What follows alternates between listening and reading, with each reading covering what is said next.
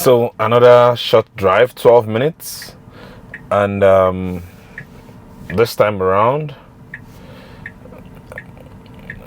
we're driving hardware 4 as usual. The version is version 12, 45.32.20, and then the full self-driving software is 13.2.8. So it's saying object in path detected. I don't know what that object is. Take over to proceed. I don't know. So okay,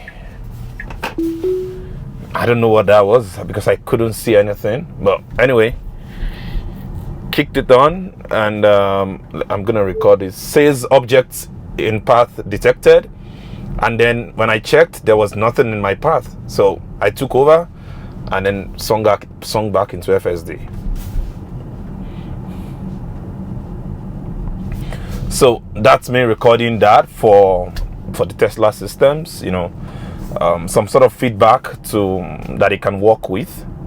So like I always say, hopefully it helps them to improve the overall system. When you are accepting a new software update, there's usually this question, for you to accept, give them permission to use, the camera, videos and whatnot. The only one I tend to say no to is the cabin camera, and I'm kind of, neither here nor there on that. So let me know your thoughts. Because for me, there is one side of me, that's like, oh yeah, this is good enough, go ahead. And there's another side of me that's like, no, I don't want to do that. 1 second, I have a call. Hello babe, Alpha. Daddy. Hi daughter, how are you? Yeah. Are you the one who called me? Yeah. Oh, okay, you want to talk to daddy? Yeah. Okay, daddy's listening to you. Daddy is driving though. Okay. Daddy, are you driving? Yes, I am driving. I will soon be home, okay? Okay, I'll see you soon. Bye-bye. Oh, she ended it already. I thought it was the mom that wanted to speak to me. Yeah. Anyway, so I'm neither here nor there on that, but I feel like the cabin is like sort of like a private space, even though I sometimes bring you guys into it by recording what's happening in here. But oftentimes when maybe my family's in here, we're having conversations, I tend to just put maybe an audio over it. I don't record that audio because I feel it's a private space. But if I'm giving them access to the cameras and they can get all of that audio, everything we talk about and all of that, what are they gonna do with it? Sell it? I don't know. So it's kind of that dicey situation where, of course, I want the system to improve. I want it to get better, but also I'm kind of wary. I don't want to infringe on my own rights to privacy as well. So what's your own thoughts? Would you freely or happily give access?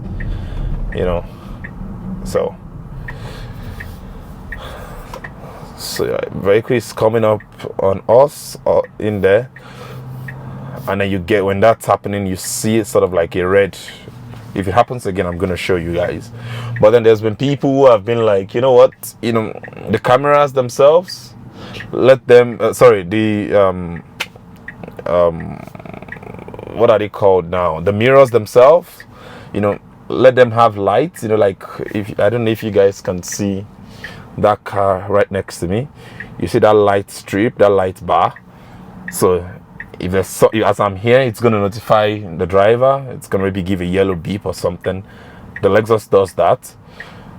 So people are asking that Tesla should have something like that. But I think this system is sufficient enough because it doesn't, like, you're not really looking down to see what's on the screen. It's like it's in your peripheral vision. So if you if you can see ahead, if you can see all of this place, your steering, you can see it as well, here, here. Even if I kind of make it big, yeah, it's still the same thing. So this is my most favorite part about this entire system, seeing all of the cars, seeing them here. There are many cars out there. It could pick up 1, 2, 1, 2, and then 1, 2, 3, 4. Oh, the response time was really quick, faster than even that car beside us. But it will have to merge to go back to that lane very shortly. So let's see what it does. By the way, I started this trip with 75%. It's still showing me 75%. So let's see how much it's gonna take to get home.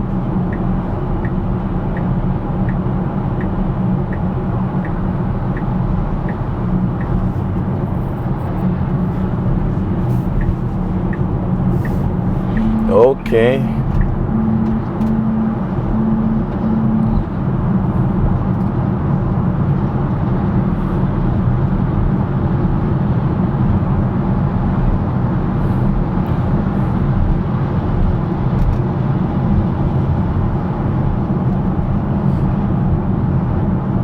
I got a call that I don't want to respond to, so yeah, the ability to pick up vehicles and the modeling is pretty spot on. This is not the exact vehicle, but it does really well with the size, and then when it's a truck or a smaller car, it picks it up as well. If it's an SUV, it picks it up as well. So just what you need.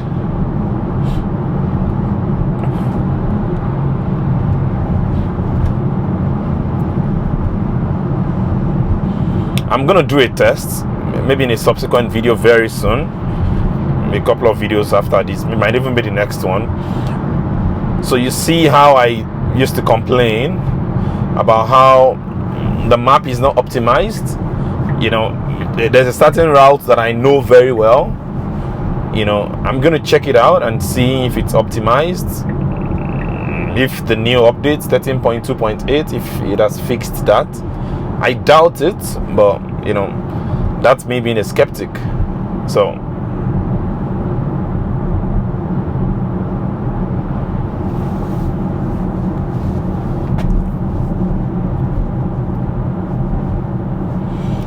we're coming up on a 50 ramp suggested.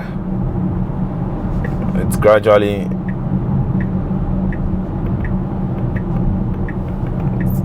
slowing down now.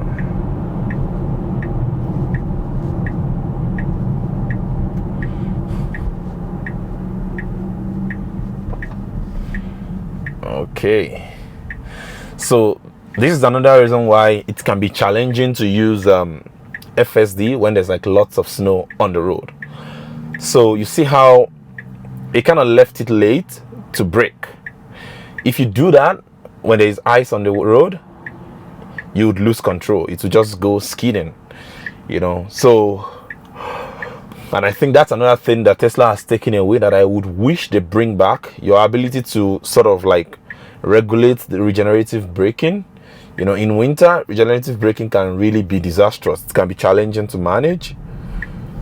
That's even when you're driving yourself, not even FSD this time. You're driving yourself and you lift your legs off the pedal and then it brakes immediately and then the wheels lock up and then you go skidding.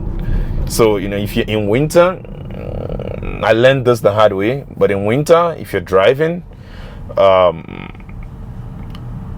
with the newer models of Tesla that with regenerative braking that you can't really control, you can't measure how much power goes into it, don't just lift up your legs from the pedal. You just want to play with it gradually, finally sort of gently lift your legs off it till it come, like you're still applying some sort of force, some measure of force to it, but not enough, that it will keep moving fast, and you're not suddenly withdrawing your foot off the pedal to the point where it just suddenly stops. That way you can avoid locking. So with this new software, I've done like so many drives, and I'm just using FSD. So a couple of things that I've noticed. One, I don't get warned often to put my hands on the steering wheel. So I think it's tough. It can read better now that I'm paying attention. But then when I not just look away, when I start fiddling with my phone, maybe I bend down trying to test the system, then it gives me that notification. Excuse me. Unlike before, whereby just a glancing, I'm scanning. As you're driving, you should be scanning, because even if it's FSD, you are still scanning as though you're still the one in charge, you're in control. If anything happens, the driver is liable. So I'm still scanning to see if FSD is making the right decision. And while doing that, you just get the notification for me to place my hands on the steering wheel, as if I'm not paying attention. Now I noticed with this new update, it's no longer doing that. So it's been what I would consider like marked improvement in comparison. So I would say overall the system is, I was just trying to scan for myself as well there. Yeah, the system is getting better, or it has gotten really better. Is it there yet? We'll find out. I'll do the map the map testing thing again, and then we'll see.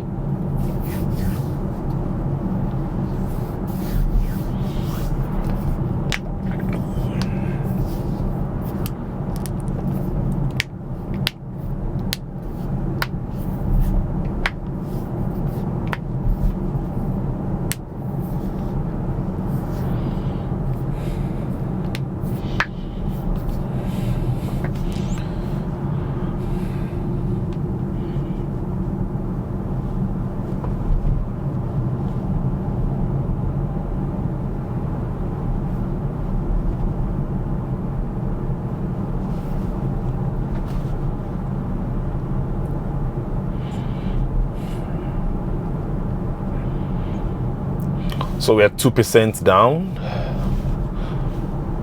Driving FSD standard, plus or minus 10% speed offset.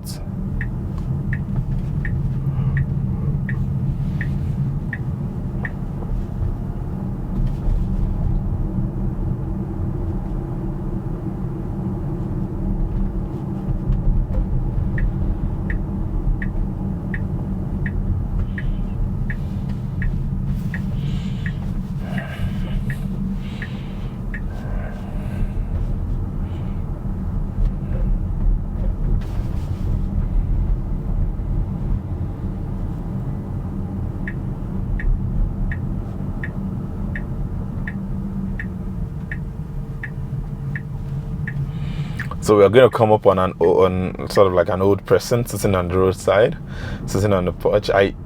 For some reason, I just like to see them, It's like, oh yeah, we're here, that kind of vibe. So I am interested in seeing how it's going to park this time. The last time, you all remember, my destination was on the left, and it kind of just dumped me on the right side of the road. Still parked fine, just crossed the road. So this time around, yeah, it's done the same thing too. Parked me on the left side of the road, which is okay. I just get down, go to my destination. But I'm gonna take over. So I'm just gonna take over, make a U-turn. So yeah, another zero intervention drive, smooth end to end.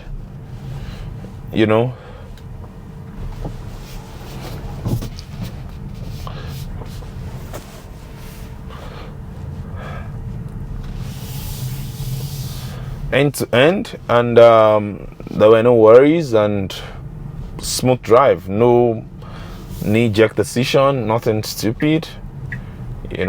I'm impressed with the system overall. I'm impressed, very, very impressed. So would I keep using it? Absolutely. I don't even think I want to drive by myself anymore. I don't think so.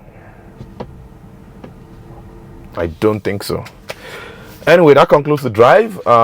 Let me know your thoughts. If you enjoyed the drive, any suggestions, anything you're looking to see, any sort of testing you want me to do, FSD related, Tesla related, the Model Y related, and I'll see you guys on the next one. Cheers.